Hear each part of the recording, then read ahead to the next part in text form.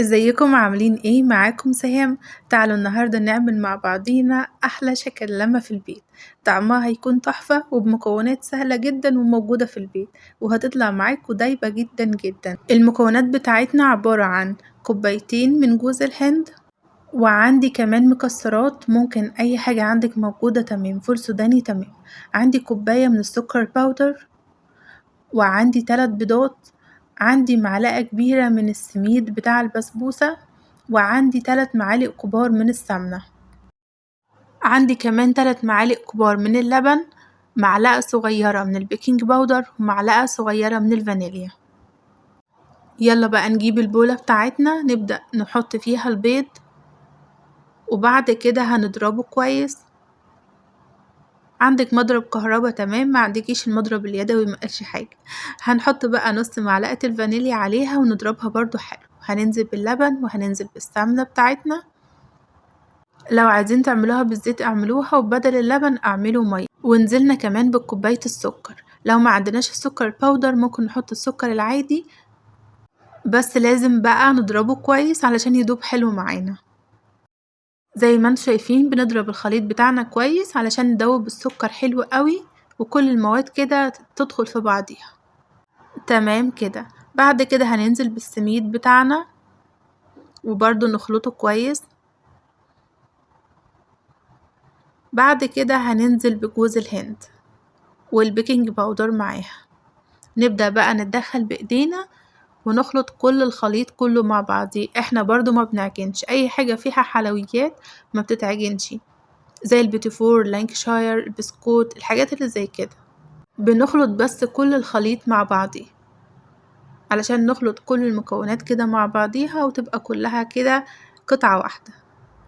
كده بقى نبدأ نجيب الصينية بتاعتنا، نحط عليها ورقة زبدة، يا إما لو ما عندناش ورقة زبدة ممكن ندهن الصينية بتاعتنا. نمسك بقى حتة من العجينة كده نفردها ونحط فيها قطعة من المكسرات ونكورها كده كور زي ما انتوا شايفين.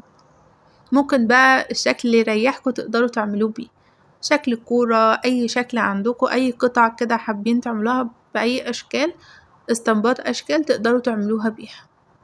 أنا بقى هعملها شكل الكور دي على السريع كده وخلاص. زي ما انتوا شايفين سهلة جدا وبسيطة جدا، والمكونات اديكوا شايفين ما اخدتش اي حاجة خالص، وطعمها بصراحة بيكون حكاية، بتبقى دايبة دوب فعلا.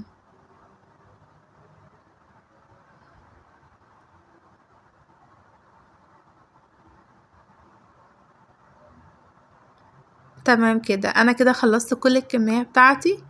هنبدأ بقى ندخلها الفرن على درجة حرارة 200.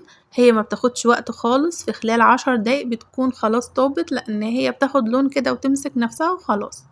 وبعد كده بنطلعها، بتطلع بجد تحفة بالشكل والحلاوة اللي انتوا شايفينها دي، وطعمها فعلا تحفة وكمان دايبة جدا. نكون بقى مجهزين اي حاجة حابين نزينها بيها. انا بقى كان عندي شوكولاتة، مسكتها سيحتها، حطيت مكعب الشوكولاتة عليه معلقتين من اللبن ودخلته الميكرويف وفك وساح زي ما انتوا شايفين كده. استغليت بقى وهي سخنة ورحت رشيت عليها علشان تتشرب الشوكولاتة كويس. طلعت بالشكل اللي انتوا شايفينه ده.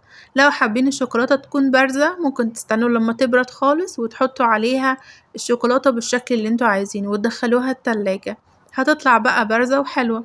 لكن دي انا حبيتها ان هي تتشرب الشوكولاتة اكتر، فخليتها وهي سخنة زي يكون شربات كده وسقيتها بيه يعني، وطلعت بالشكل اللي انتوا شايفينه ده.